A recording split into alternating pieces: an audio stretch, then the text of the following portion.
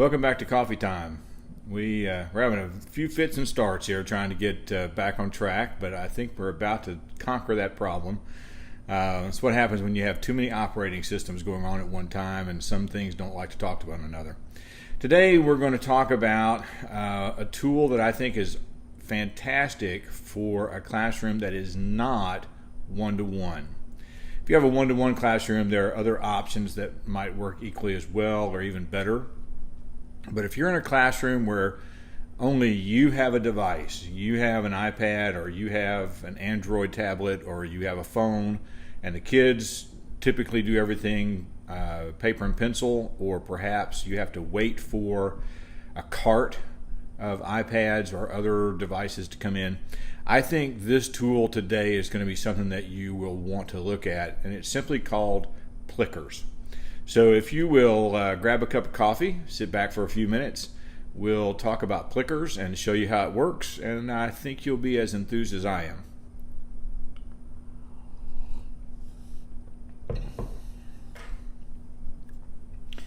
I have here the Plickers website up where you can see it, and as you scroll down the website, you'll see a place where you can download apps. So you'll need the app in your classroom, and it's a place for you to be able to get feedback from students.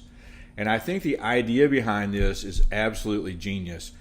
Several of us got to meet the young man who created this at ISTE this past year, and it's just amazing. You'll see here in this photo, the students are holding up a card, and the card has a QR code on it, and I'll show you that card here just shortly. But I wanted to show you a couple of things up here on the website. One is, as you are developing questions, you can put them in your library. And I don't have very many here. I've just been looking at a few questions here to try this out. But so if I have it in the library, then when I go to my classes, I can use that question in my classes. And if I want to re-edit it so that the right answer changes from class to class, I can do that. As I'm in the class, when I go in to create a new class and I come up with something like this, you'll see that I have two students right here on the left, and on the right hand side I have the numbers that are left. You get a package of 40, you can scan up to 40 cards, and if you buy the package on Amazon, you get 40 cards, and they're all numbered. Again, when I show you the card, I'll talk about that a little more. So if I wanted to enter a new student, I just enter John Doe as a new student, and he is immediately entered, and you'll see the 3 on the right-hand side of the screen is gone. If I wanted to enter another student, and we'll just enter me as a student if I can type, and I'll add one more student. We'll call her Abigail Anna. Okay, so I've got 6 students in the class, and all of them now are associated with a Plicker card that's numbered. So each of them would get a card. The card is numbered several places around the card so you can see it easily. And then as you turn the card around, you'll see that at the top are A, turn it, B, turn it, C, turn it, D. So when the student thinks they know the answer, they hold the card up with the correct answer on top.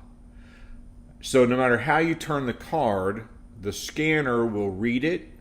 It will understand that this general code belongs to card number 3, and because it's in this particular shape, it will know that the answer is B or the answer is C.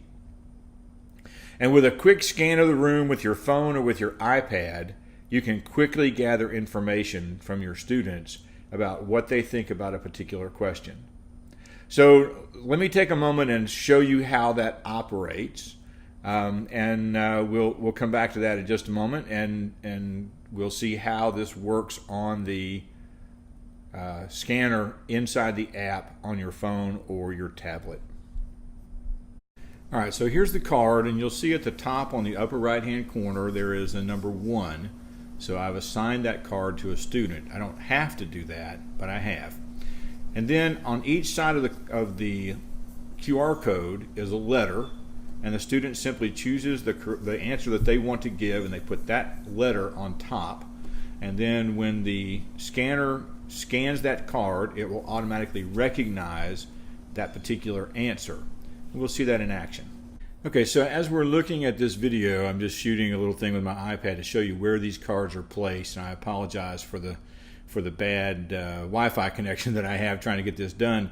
But these are about as far away as you would have in a typical classroom. And so when I open the app and I go to the question I want to ask and I touch the camera button at the bottom, then it will start scanning, and in real time it will show me up at the top right answers and wrong answers. So as I scan around the room, you'll see it's coming up on the screen to tell me who's got what and to tell me where the right answers are and the wrong answers. Now, I got Sally Sue here. She's in that chair in the far corner, and it's a little dark back there, and they might be just a little close together. Otherwise, it would pick them up. But I think you'll find that it works really great in the classroom. All right, so we're back at the website now, and I just want to show you again, if I come in here to classes, and I go to classroom 1, I have these students here, and they are connected to these cards. If I go to reports, I would be able to see with this question that I had 3 students who chose the right answer, and I have a couple of students who chose the wrong answer, and I would know immediately where they are in relation to this. Now I can do this a couple of different ways. I can assign the cards to the students so that I can actually grade what they're doing and get an idea of specifically who knows what. Now I don't always recommend that everything you do with an assessment become a grade. A lot of the stuff is just figuring out where the class is. So it's not even necessary to assign the cards. Sometimes you just want to know how many in the class understand what we're talking about. Maybe before you begin teaching a lesson, you ask a warm-up question to gauge where the students are and what they already know, and you get an idea. 2/3 of the students already have the answer to this, 1/3 of the students have the answer to this, and you kind of know how much time you need to spend there, or if you've got students who could be working on something else while you're working with the students who don't understand it already.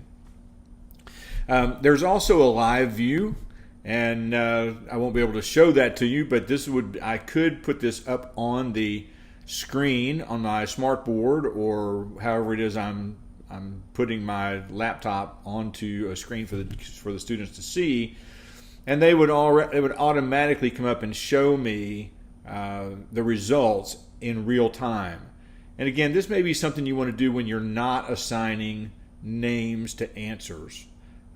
Make it more anonymous that way. Or you can have this up for yourself and not display it, and you can see immediately who's doing what, again, in real time. So with these things, I think you can understand that Plickers is a great idea.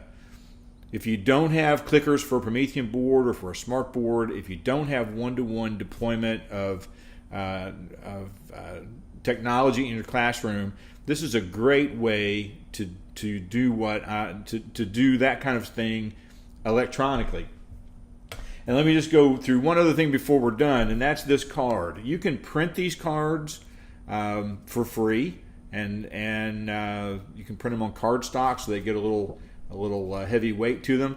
The one thing that I would recommend is if you're going to laminate them, when you buy them, they're laminated in a matte finish so that you don't have any glare, and that's what you need. If you laminate these in regular lamination that is bright and shiny, your camera is not going to be able to pick them up.